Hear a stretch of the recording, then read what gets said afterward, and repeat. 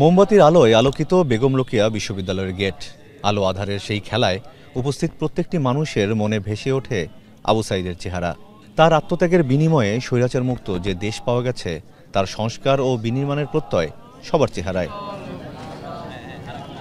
গণ অভ্যুত্থানের ১ মাস পূর্তি উপলক্ষে বেগম রোকেয়া বিশ্ববিদ্যালয় ও রংপুরের সাধারণ শিক্ষার্থীদের আয়োজনে শহীদী মার্চ কর্মসূচি। বিশ্ববিদ্যালয়ের গেট থেকে শুরু করে মডার্ন মোড় হয়ে আবু সাঈদ গেটে এসে শেষ হয় র্যালি। পরে বিশ্ববিদ্যালয়ের স্বাধীনতা স্মারকে পুষ্পস্তবক অর্পণ করেন আবু সাঈদ সহ অন্যান্য শহীদদের পরিবার।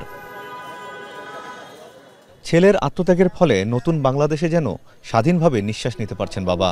আবু সাঈদের পরিবারের চাওয়া সব হত্যার দ্রুত বিচার।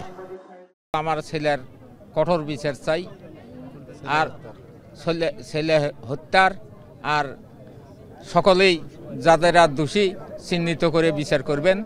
আমি আশাবাদী যে বিশ্ববিদ্যালয়ের ছাত্র এবং ছাত্রী বোনেরা সবাই আমাকে সহযোগিতা করবে এই মামলার তদন্ত করে সঠিক অপরাধী যারা তাদেরকে বের করে নিতে। আবু সাঈদ হত্যাকাণ্ডের সাথে যারা সংশ্লিষ্ট জড়িত, প্রত্যক্ষ এবং পরোক্ষভাবে জড়িত, তাদের দৃষ্টান্তমূলক শাস্তি, তাদের আমরা ফাঁসি চাই।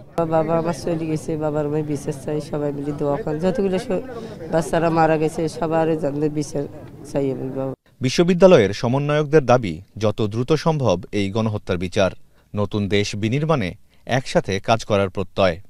আমরা চাই খুব দ্রুত গণহত্যার বিচারে সোচ্চার হয়ে এবং যারা গণহত্যায় জড়িত, পরামর্শদাতা, দোসর এবং যারা আইন প্রণয়নকারী সংস্থার সাথে জড়িত হয়ে যে কাজগুলো শুরু করেছে তাদেরকে খুব দ্রুত আইনের আওতায় এনে এবং দৃষ্টান্তমূলক শাস্তি, দৃষ্টান্তমূলক বিচার কার্য ছাত্র জনতাকে দেখিয়ে জানিয়ে দেওয়া। হতাহত পরিবারগুলোকে আসলে আর্থিকভাবে স্বাবলম্বী করার যে বিষয়টা আমরা দেখছি যে আমাদের সরকারের পক্ষ থেকেও একটা প্রচেষ্টা, সেটা ছাড়াও আমাদের যে ছাত্র জনতা তারাও কিন্তু বলা চলে যে সদ্যোগে তারা এগিয়ে আসছে এই কাজগুলো করার।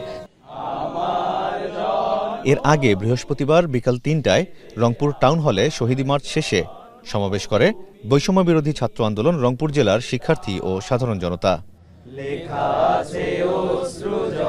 মুক্তির মন্দির সোপানো তলে কত প্রাণ হলো বলিদান, লেখা আছে অশ্রু জলে।